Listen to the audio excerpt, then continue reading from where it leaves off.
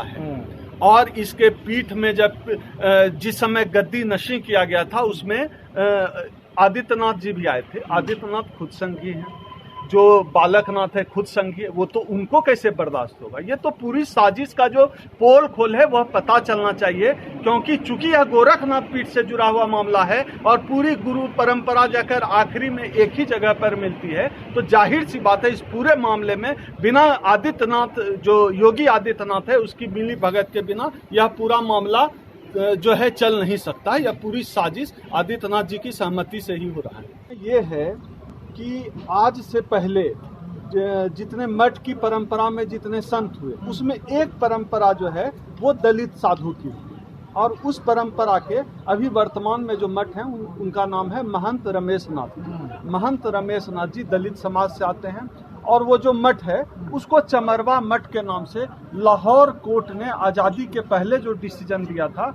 उसमें जो है चमरवा मठ के नाम से कहा गया है, यानी पूरी तरह से वो दलित मठ के रूप में पॉपुलर हो गया है। ऐसी स्थिति में समाज का वह वर्ग जो कि खास तौर पे धर्म और अध्यात्म के मामले में जिनकी आज तक सत्ता रही है, उनको यह बर्दाश्त नहीं हो रहा है कि कोई किसी मठ का संचालन कोई दलित महंत कैसे कर सकता है। ये तो मनुस्मृति के मानने वाले लोग हैं, इनके दृष्टि में तो शूद्र का काम, दलितों का काम सेवा करना है, लेकिन वो मठ चला रहे हैं, उनके नाम पर मठ चल रहा है, लोग आकर उनके पैरों को छू रहे हैं, यह उनको कैसे बर्दाश्त होता है। इस वजह से भाजपा के सांसद हैं महंत बालकनाथ, जिनका मठ की संपत्ति को लेकर उनका पहले से ही विवाद रहा है। मठ की करोड़ों की संपत्ति है। अब यह जो दलित महंत हैं स्वामी रमेश नाथ जी, अभी जो मठ की करोड़ों की संपत्ति है वो भी अब उनके नाम से अधिकृत हो गया है। तो जो धर्म की सत्ता का जो आर्थिक लाभ है वह लाभ आज तक सवर्ण समाज लेता रहा है, ब्राह्मण समाज लेता रहा है, उस लाभ को अब ले रहे हैं दलित समाज और दलित समाज। और उसके बाद जब से रमेश नाथ जी ने इस मठ को अपने हाथों में लिया, उसके बाद से मठ में जो कुव्यवस्थाएं थी, वहाँ शराब पिया जाता था, वहाँ चोरी चकारी की घटनाएं होती थी, महंत जो मठ की संपत्ति है उसका जो है फेर बदल चलता था, तुम्बा फेरी की घटनाएं होती थी, सब पे रोक लगा दी गई। वहाँ शराब पर रोक लगा दी गई, सीसीटीवी कैमरे लगा दिए गए। मठ की हालत बहुत खराब थी, मठ को दुरुस्त किया गया है, पूरे मठ का जो है पूरे मठ को रंगा गया है, साफ सफाई की व्यवस्था की गई है। वहाँ जो पूरे देश भर से दलित श्रद्धालु और आस्था वाले लोग जो आ रहे हैं, उनके रहने की व्यवस्था की जा रही है, उनके लंगर की व्यवस्था की जा रही है।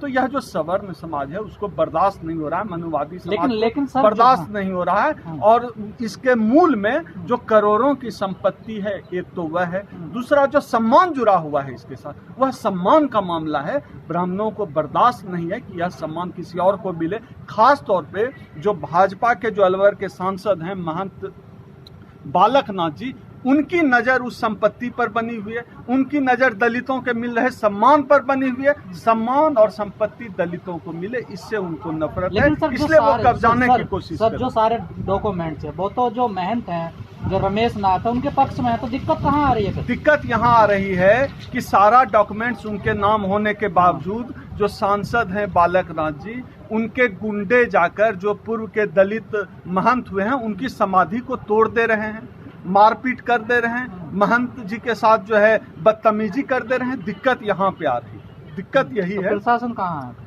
प्रशासन है ही नहीं।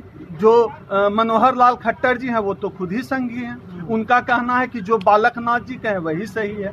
तो ऐसी स्थिति में अब हमारे पास कोई रास्ता नहीं बचा है। पिछले दिनों हमने रोहतक में हमारा संगठन परिसंघ माननीय डॉक्टर उदित राज जी के नेतृत्व में इस लड़ाई के साथ जुड़ चुका है। तो क्या ऐसे आंदोलन देखने को मिलेगा जो रविदास मंदिर को लेकर हुआ? उससे बड़ा आंदोलन होगा, चूंकि यह मामला हमारी आस्था से जुड़ा हुआ है, इनको बर्दाश्त नहीं होता। रविदास मंदिर के मामले में भी आंदोलन हुआ था, और यह जो दलित मठ पर कब्जा करने की भाजपा और संघ की जो साजिश चल रही है उसके खिलाफ भी आंदोलन होना है। अभी पिछले दिनों हमने रोहतक के अंबेडकर चौक पे हम लोगों ने कार्यक्रम किया था, प्रोटेस्ट किया था, जिसमें दिल्ली से जाकर हमारे परिसंघ के राष्ट्रीय अध्यक्ष उदित राज जी भी शामिल हुए थे, हमारी पूरी टीम यूनिट हरियाणा परिसंघ की शामिल हुई थी। अब यह आज दिल्ली में प्रेस कॉन्फ्रेंस किया गया इस मसले पर, यानी कि अब यह आंदोलन राष्ट्रव्यापी रूप लेगा। हमारा पूरा संगठन पूरे देश में इस मामले में हम अपनी अस्मिता के साथ, दलितों की जो अस्मिता है उसके साथ कोई भी खिलवाड़ पूरे देश का दलित समाज बर्दाश्त नहीं करेगा।